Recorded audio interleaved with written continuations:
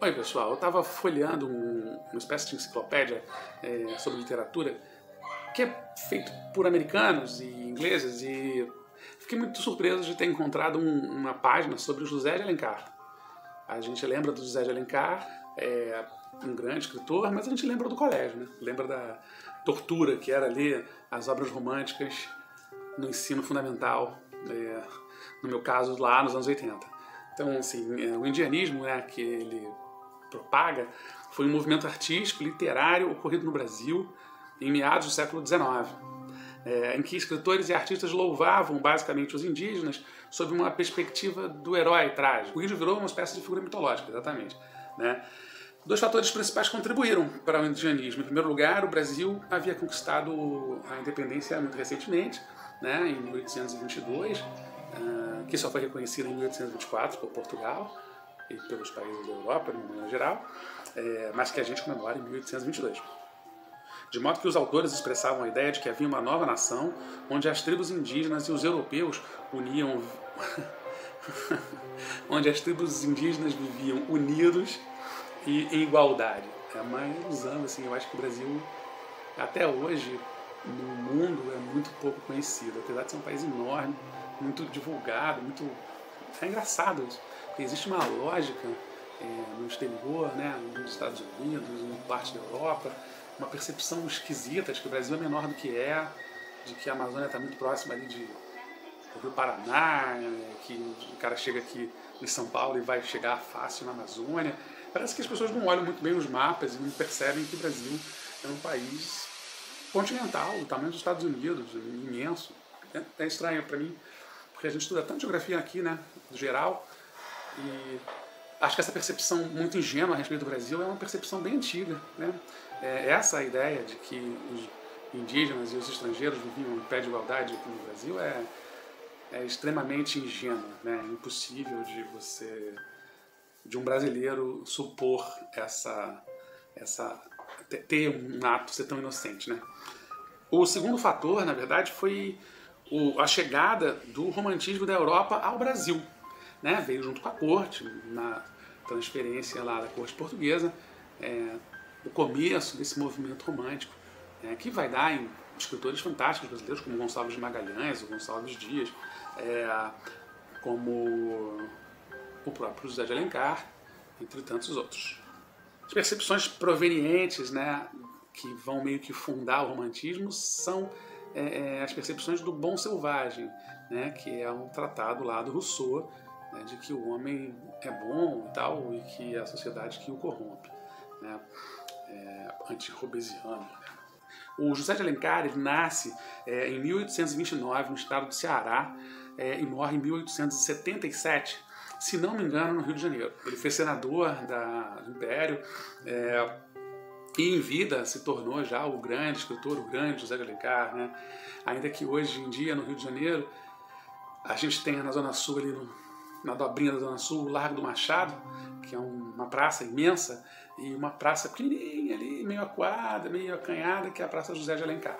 O Machado de Assis atropelou José de Alencar depois que apareceu, né? Mas o José de Alencar é um pai do romantismo brasileiro, figura absolutamente importante, né? E a primeira obra dele, que faz muito sucesso, é o Guarani. E o Guarani tem um peso, né, enorme na cultura literária brasileira, porque vira, se eu não me engano, a única grande ópera brasileira, né, composta pelo Carlos Gomes.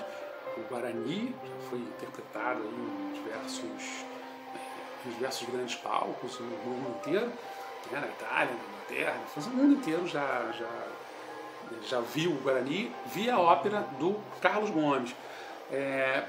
Já teve filmes, mais de um filme brasileiro, acho, contando a história do Guarani, e todo estudante brasileiro, né, que eu me lembre, se não leu, decorou pelo menos as informações principais para fazer a prova de português lá no 8º ou no 9º ano do ensino fundamental. Então, todo mundo conhece o Guarani de alguma maneira.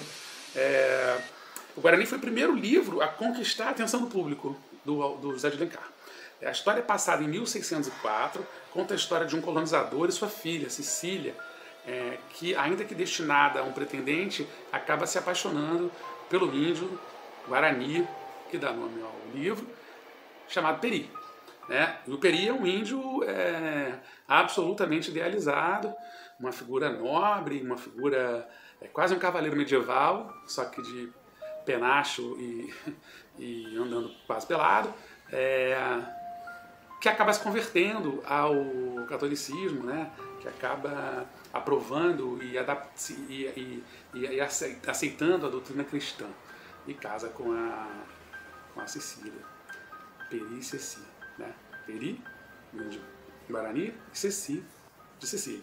O Alencar contribui assim, com um vocabulário muito específico para o nosso romance romântico, porque ele insere termos tupi-guarani, ele insere um vocabulário nativo, né, com vários, em vários dos seus livros, ele insere termos da flora, da fauna, que na época foi um escândalo para os escritores mais clássicos e tal, mas se acabou meio que criando um romantismo à brasileira, né? Uma forma brasileira de escrever.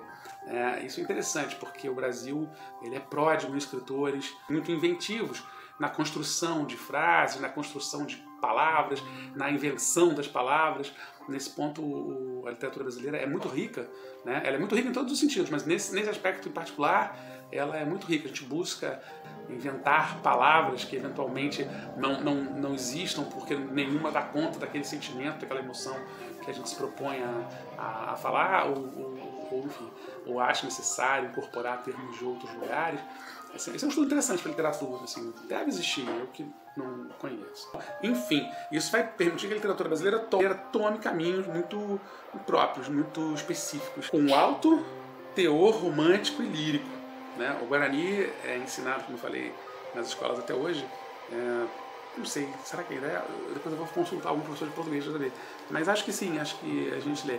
É isso, o José de Alencar é um autor importante, interessante para ser lido, e a gente pode se livrar um pouquinho do preconceito que a gente guardou lá, não sem razão, do que a gente leu lá atrás, quando a gente estava no colégio, e podia tentar ler. Eu acho que eu vou fazer isso quando acabar essa postagem aqui. Acho que eu vou dar uma mergulhada aí na obra do José de Alencar para ver o que tem de tão assustador, se aquele bicho todo me assustava, se ele ainda assusta. Acho que não. Acho que é uma literatura interessante, assim, pra gente conhecer o Brasil um pouquinho, ainda aqui de forma muito idealizada. Fica a dica. Esse foi o Dedinho de Prosa e Verso de hoje, no meio do terremoto.